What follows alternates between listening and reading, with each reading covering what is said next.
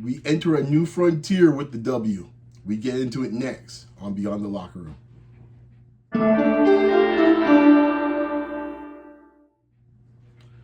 Well, I spoke earlier this week with the pod talking about the news of marathon negotiations with the WNBA and the Players Association, and now we've come to some benefits and something's come to fruition, which is great for all parties, especially for these ladies that have been putting in the work for years. So I'm really happy for them. Here we've been following this story from the jump here at Beyond the Locker Room, and here we are now. Finally, we have a new deal. Here's what we have here based off of Alexa Philippou from ESPN. So New York so it's just from New York. Okay, projected salary cap under the pending WNBA collective bargaining agreement is set to exceed $10 million by the end of the agreement. So that's great. So that's something where we see some expansion from that standpoint. The 2026 cap will reach $7 million, sources tell Shams Charania, and up to 1.5 million in 2020. This is up from 1.5 million in 2025. So you see the jump already. The prior agreement, the cap started at 1.3 million in 2020 and grew by 3% each year. So you can see they're kind of using the same framework. The new agreement will be a 7-year deal with opt-out after year 6. Watch that opt-out vote because I have a sneaking suspicion it will be exercised by the players. Watch that opt-out. Sources told Sharania that there's a Supermax that starts at 1.4 million in 2026, and word is that Asia Wilson will be getting it. So that's something to keep in mind. Obviously, the average salary will be around 600,000, which is good, up from 120,000, with the minimum salary being tiered based on years of experience, ranging from 270,000 to $300,000, which that is a big jump from what it was last year, which was only 66,000 and change in 2025. The average revenue share, this is the big one here, the revenue sharing, would be nearly 20% across the length of the deal, though it remains unclear exactly what that revenue sharing system will look like, which obviously was the main concern. This and probably health benefits were the two major things that were really kind of putting the Players Association and the league at odds. I know right now you say 20%, maybe some folks might say 20% is not much. Actually, it's a big deal for coming from I think it was nothing or 1% or something like that. I think UFC had a better deal in some ways on that front. UFC players had a better deal than the WNBA players on that front. And I would say this, the fact they got the language in the collective bargaining agreement, that's the biggest part, right? It's like when you finally got free agency in there for baseball with Kurt Flood. This is huge.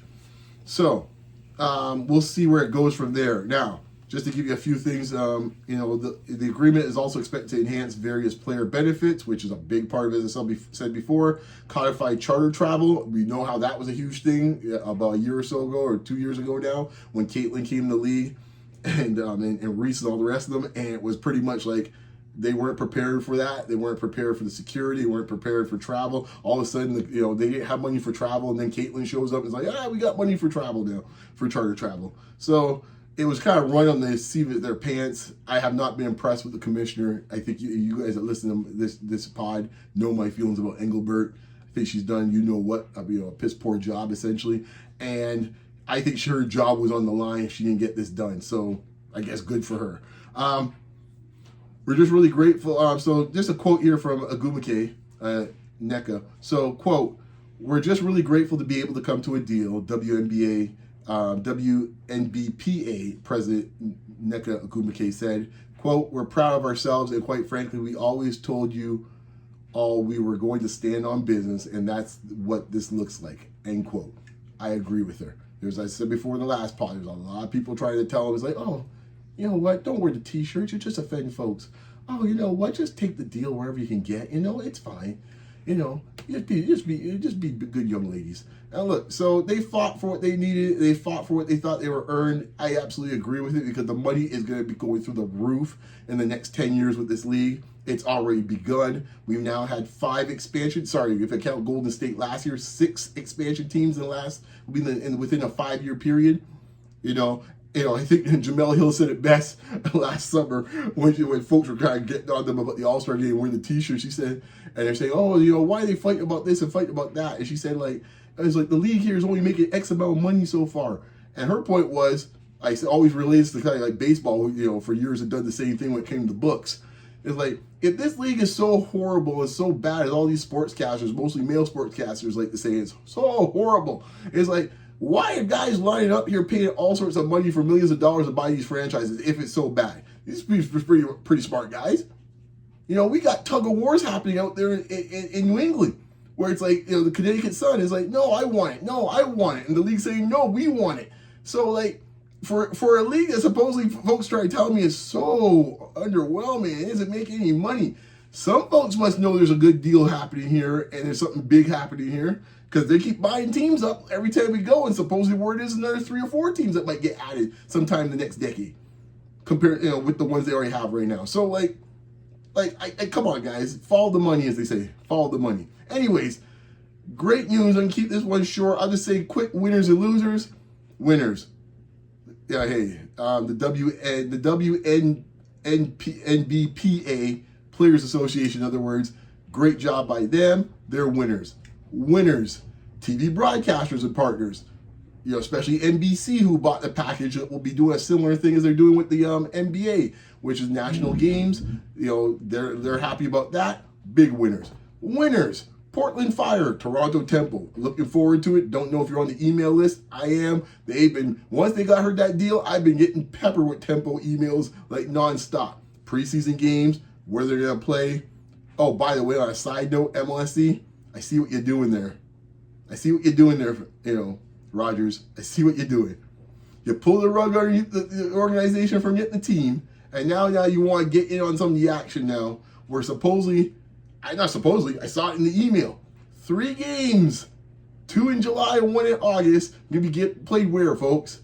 In Scotiabank Arena. Man, you can't make this stuff up.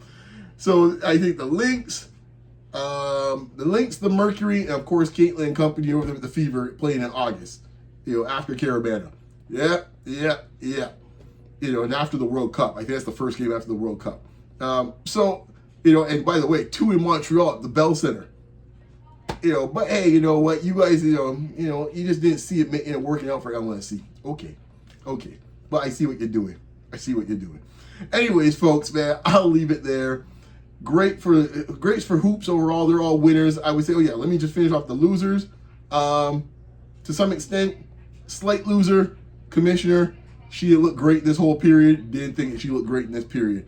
I would say she's a bit of a loser. To some extent, the owners, because they lost certain language when it comes to revenue sharing, and they kind of got exposed a little bit on that front, where they say, oh, we don't have any money, and now you're saying like, no, you have money. So those are the losers, I think, a little bit. Not much. I think overall, there were winners across the board for the most part, because we got a deal, and we're going to have basketball this spring and summer. But, you know, they took a little egg on their face, and that has to be acknowledged a little bit. Oh, yeah, and the guys like Barkley in this case here, definitely losers. Anyways, guys, I'll leave it there. Thanks once again for supporting. You can find me on X, Blue Sky, Instagram, and of course, Facebook. You can also obviously find me here. Like, comment, share, and subscribe. You know, and as I said before, it's for free, man. And a lot of things you don't get for free. This is one of them. Thank you so much, guys. Be safe out there. Keep it locked. Peace.